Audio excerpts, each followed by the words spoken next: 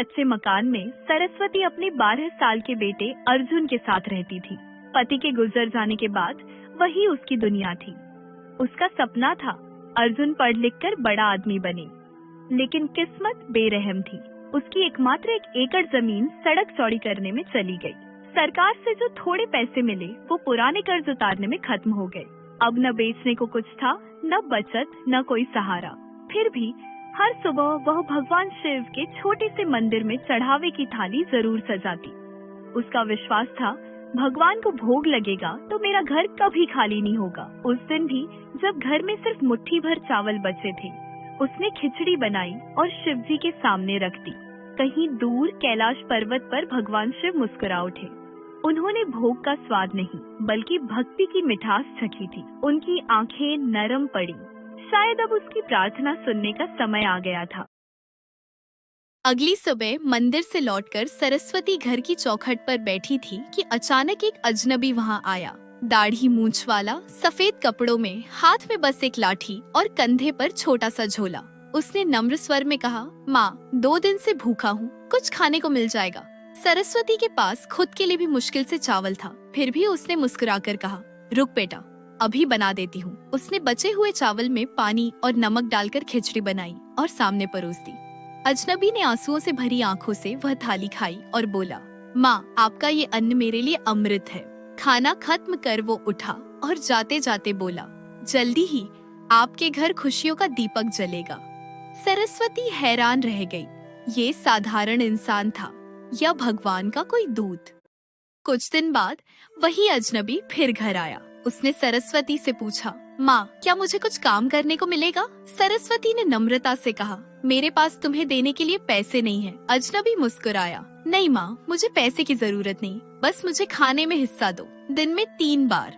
सरस्वती को अजीब सी शांति महसूस हुई। उस दिन उसने सोचा, अगर उसके पास इतना थोड़े से खाने के लिए भी मदद मिली तो क्यों न अपने घर के सामने ही छोटा सा टिफिन सेंटर खोल दिया जाए। लेकिन दिल में डर भी था, पैसा कहाँ से आएगा, कौन मेरी मदद करेगा। अगले ही पल घर के बाहर कोई दस्तक देने आया। माँ ये रहा आपका 1 लाख का चेक जो आपने 8 महीने पहले सिंगल मदर्स के लिए आवेदन किया था। सरस्वती की आंखें फैल गईं। उसका सपना अब धीरे धीरे हकीकत बनने लगा था। से जमा करने बैंक गई और उसी दिन अपने घर के सामने छोटे से टिफिन सेंटर की तैयारी शुरू कर दी। अजनबी जो रोज खाना खाने आता था फिर से आया और बोला, माँ क्या मुझे कुछ काम करने को मिलेगा? सरस्वती ने कहा, मेरे पास तुम्हें देने के लिए पैसे नहीं है। अजनबी मुस्कुराया, मुझे किसी भी पैसे की जरूरत नहीं, बस दिन में 3 बार मुझे खाना दो। सरस्वती ने उसकी मदद स्वीकार कर ली। धीरे धीरे टिफिन सेंटर में लोगों का आना जाना शुरू हुआ। बच्चों, नौकरी पेशा और बुजुर्गों के लिए खाना बनाना, परोसना और उनकी खुशी देखना सरस्वती के लिए सबसे बड़ी तसल्ली बन गया। हर दिन अजनबी भी आता और खाने के बाद मुस्कुराता। सरस्वती के दिल में एक अजीब सी शांति थी, जैसे किसी ने उसकी हर मुश्किल को देखा और उसकी मेहनत का फल उसे मिल रहा हो। कुछ महीने गुजर गए। सरस्वती का छोटा सा टिफिन सेंटर धीरे धीरे लोगों के बीच लोकप्रिय होने लगा। हर सुबह लोग लाइन में खड़े होकर उसके घर का खाना लेने आते। अजनबी रोज आता और खाना खाकर मुस्कुराता। एक दिन सरस्वती ने हंसते हुए पूछा, तुम रोज आते हो? क्या सच में ये सब इतना आसान है? अजनबी ने सिर झुकाया और कहा, माँ तुम्हारा विश्वास और भक्ति ही सबसे बड़ी ताकत है। सरस्वती को एहसास हुआ कि घर में भले ही उसके पास पैसे कम थे, लेकिन भगवान की मदद और उसका अटूट भरोसा उसे हर मुश्किल से पार पा रहा था। एक दिन जब सब लोग टिफिन लेने आए, अजनबी ने अचानक कहा, माँ मैं अब चलता हूँ, लेकिन याद रखना तुम्हारी भक्ति और मेहनत हमेशा फल देती है। सरस्वती ने चुपचाप सिर हिलाया। उस क्षण उसे समझ आया, यह वही भगवान शिव थे जो इंसानी रूप में उसकी मदद करने आए थे। सरस्वती का टिफिन सेंटर अब गांव में सबके लिए एक आशीर्वाद बन चुका था, लेकिन उसकी सबसे बड़ी चिंता हमेशा उसका बेटा अर्जुन रहा। पढ़ाई के लिए किताबें, स्टेशनरी, स्कूल की फीस, हर चीज का खर्च उसे लगातार परेशान करता।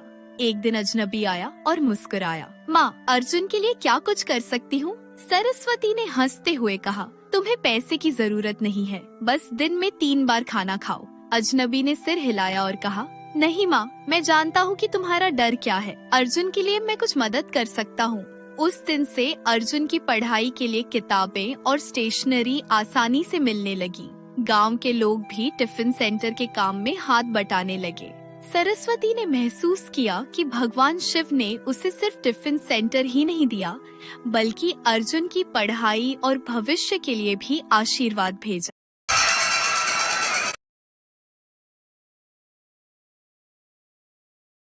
अब गांव और आसपास के मोहल्लों में प्रसिद्ध हो गया।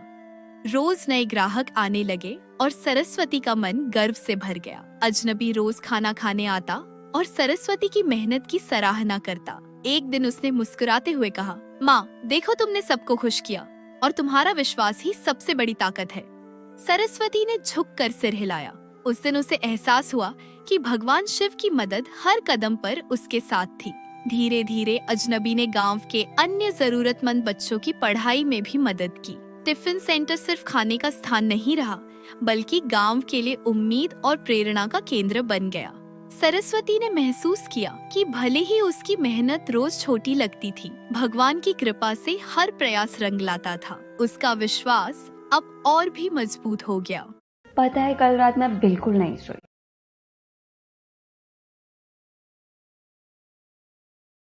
एक टिफिन सेंटर में काम करते हुए सरस्वती ने देखा कि हर चीज जैसे अपने आप सही हो रही थी।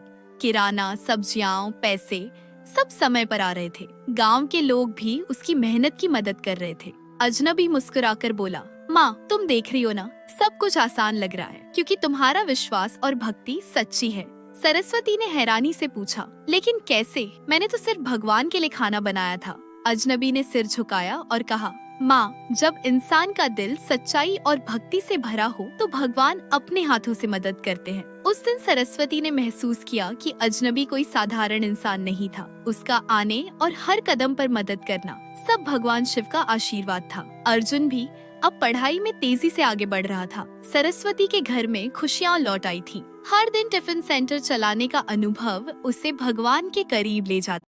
पेट की चर्बी काट। एक सुबह टिफिन सेंटर में सरस्वती ने देखा कि अजनबी थोड़ी देर के लिए चुपचाप बैठा था। उसने पूछा, तुम हर रोज मदद करते हो पर खुद कुछ नहीं लेते, ये कैसे संभव है? अजनबी मुस्कुराया और बोला, माँ, मैंने तुम्हें कभी परेशान नहीं किया। तुम्हारा विश्वास और मेहनत ही मेरी ताकत है। सरस्वती को धीरे धीरे एहसास हुआ कि ये साधारण आदमी नहीं, बल्कि भगवान शिव थे। उसकी भक्ति का फल अब सबके सामने था। अजनबी ने उठकर कहा, माँ, अब मेरी जरूरत नहीं। तुम्हारा घर, तुम्हारा टिफिन सेंटर और तुम्हारा बेटा सब सुरक्षित है। बस विश्वास बनाए रखना। सरस्वती ने सिर झुकाकर आभार व्यक्त किया। उसके दिल में एक अजीब सी शांति और विश्वास भर गया। उसने जाना कि उसकी मेहनत, भक्ति और भगवान पर भरोसा ही उसकी सबसे बड़ी शक्ति थी। अगले दिन सरस्वती ने देखा कि अजनबी घर पर नहीं था, लेकिन उसके जाने के बाद भी सब कुछ पहले से ज्यादा अच्छा चल रहा था। टिफिन सेंटर सफल था, अर्जुन की पढ़ाई बढ़िया चल रही थी और गांव के लोग भी मदद के लिए आगे आ रहे थे। सरस्वती ने गहरी सांस ली और अपने दिल से कहा, अब मुझे पता है भगवान शिव ने मेरी मदद की थी। वह याद करती रही कि कैसे उसने हर दिन थोड़े से चावल और थोड़े से प्यार के साथ भक्ति की। उसने जाना कि सच्चा विश्वास और मेहनत किसी भी कठिनाई को पार कर सकती है। उसके जीवन में अब खुशियाँ और आशा का दीप जल चुका था। सरस्वती समझ गई कि कभी कभी भगवान सीधे दिखाई नहीं देते, लेकिन उनके आशीर्वाद हर